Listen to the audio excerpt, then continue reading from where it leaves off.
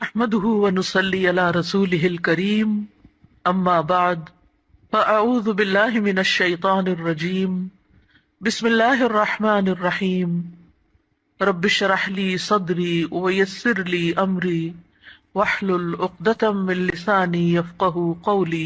اللہ تعالیٰ نے انسان کو جن بڑی بڑی نعمتوں سے نوازا ہے ان میں سے ایک نعمت اولاد کی نعمت ہے۔ قرآن حکیم میں اولاد کی ولادت کا ذکر ایک خوشخبری کے طور پر کیا گیا ہے۔ ارشاد باری تعالیٰ ہے، یا زکریا انا نبشرک بغلام اسمہ یحییٰ لم نجعل لہ من قبل سمیا۔ اے زکریا، ہم تجھے ایک بچے کی خوشخبری دیتے ہیں جس کا نام یحییٰ ہے، ہم نے اس سے پہلے اس کا ہم نام کبھی کسی کو نہیں کیا۔ تو گویا اولاد کا دنیا میں آنا انسان کے لیے ایک خوشخبری کی حیثیت رکھتا ہے۔ ایک اور جگہ پر اولاد کو دنیاوی زندگی کی رونق اور زینت کہا گیا ہے۔ ارشاد باری تعالیٰ ہے، المال والبنون زینت الحیات الدنیا۔ مال اور بیٹے دنیاوی زندگی کی زینت ہیں۔ اسی طرح انسان کے لیے اولاد ایک مددگار اور ایک بہترین غمخوار کی حیثیت بھی رکھتی ہے۔ اولاد سے انسان کی بہت سی توقعات بھی وابستہ ہوتی ہیں، لیکن اولاد والدین پر سب سے بڑا حق جو رکھتی ہے وہ تربیت کا حق ہے۔ اس لیے والدین کو اس معاملے میں اپنی ذمہ داری کا ثبوت دینا چاہیے، اور قیامت کے دن اس کے بارے میں ان سے سوال بھی ہوگا۔ قرآن پاک میں اللہ سبحانہ وتعالیٰ فرماتے ہیں، یا ایھا الذین آمنوا قوا انفسکم واہلیکم نارا۔ اے لوگو جو ایمان لائے ہو، اپنے آپ کو اور اپنے گھر والوں کو آگ سے بچاؤ۔ گویا والدین کی ذمہ داری میں صرف یہی شامل نہیں کہ وہ بچوں کو تعلیم دیں یا ان کے کھانے پینے کا بندوبست کریں، بلکہ ان کی ذمہ داری میں سے ایک اہم ذمہ داری یہ ہے کہ وہ ان کی اچھی تربیت کریں اور انہیں آخرت کے بھیانک انجام سے محفوظ کریں، آگ سے بچائیں۔ ایک حدیث میں بھی آتا ہے، آپ صلی اللہ علیہ وسلم نے فرمایا، کلکم راع وکلکم مسئول عن رعیتہ۔ تم میں سے ہر شخص نگران ہے اور ہر ایک سے اس کی رعایا کے بارے میں، ماتحتوں کے بارے میں سوال کیا جائے گا۔ فالمرأۃ راعیۃ فی بیت زوجہا، اور عورت اپنے شوہر کے گھر میں نگران ہے، یعنی صرف باپ سے نہیں، ماں سے بھی پوچھا جائے گا کہ اس نے اپنے بچوں کی تربیت کیسے کی۔ اس لیے ہم دیکھتے ہیں کہ انبیاء علیہم السلام اپنی اولاد کے بارے میں ہمیشہ فکر مند رہے۔ حضرت ابراہیم علیہ السلام اپنے ساتھ اپنی اولاد کے لیے بھی دعائیں مانگتے ہیں، رب اجعلنی مقیم الصلاۃ ومن ذریتی۔ اے اللہ، مجھے نماز قائم کرنے والا بنا اور میری اولاد میں سے بھی۔ حضرت یعقوب علیہ السلام کے بارے میں آتا ہے کہ جب انہیں موت آئی تو اس وقت انہوں نے اپنے بچوں کو بلا کر کچھ پوچھا۔ قرآن پاک میں آتا ہے، ام کنتم شہداء اذ حضر یعقوب الموت اذ قال لبنیہ ما تعبدون من بعدی۔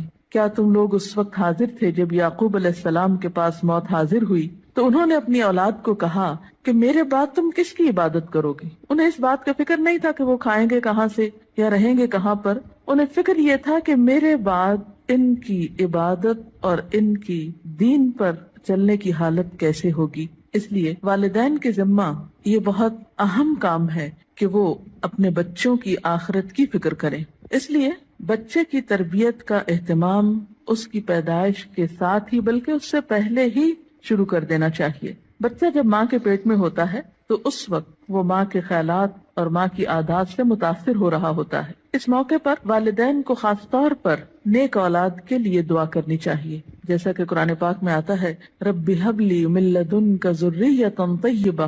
اے میرے رب، مجھے اپنے پاس سے پاکیزہ اولاد عطا کر۔ پھر اسی طرح بچے کی پیدائش پر، خواہ وہ لڑکی ہو یا لڑکا، خوشی کا اظہار کرنا چاہیے، اللہ تعالیٰ کا شکر ادا کرنا چاہیے، اس نعمت کو اچھی طرح قبول کرنا چاہیے تاکہ پھر اس کی صحیح طور پر قدردانی ہو سکے۔ احادیث مبارکہ سے ہمیں کچھ اور باتیں بھی پتہ چلتی ہیں کہ جب بچہ پیدا ہو تو اس کے کان میں آذان دی جائے، گویا پیدائش کے بعد سب سے پہلے اس کو اللہ کا نام سنایا جائے، اس کے سامنے اللہ کی عظمت کا اظہار کیا جائے۔ اسی طرح نبی صلی اللہ علیہ وسلم کی سنت سے ہمیں بچوں کی تہنیک کرنے کا بھی پتہ چلتا ہے۔ تہنیک سے مراد یہ ہے کہ کھجور چبا کر بچے کے تالو پر لگائی جائے، کیونکہ بچہ سب سے پہلی خوراک جو اپنے منہ میں لے کر جاتا ہے اس میں بھی خوراک دینے والے کی شخصیت اور عادات کے اثرات منتقل ہوتے ہیں۔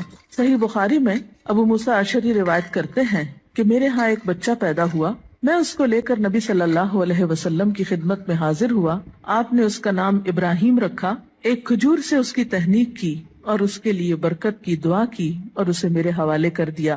پھر اسی طرح بچے کا نام اچھا رکھنا چاہیے.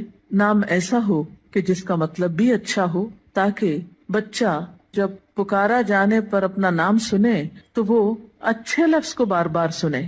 ایسا نام نہیں رکھنا چاہیے کہ جس کا پروننسیشن، تلفظ یا معنی اچھا نہ ہو. اسی طرح نومولود یعنی نئے نوزائیدہ بچے کے بارے میں یہ حکم بھی دیا گیا ہے کہ ان کے ولادت کے 7ویں دن ان کے بال منڈائے جائیں.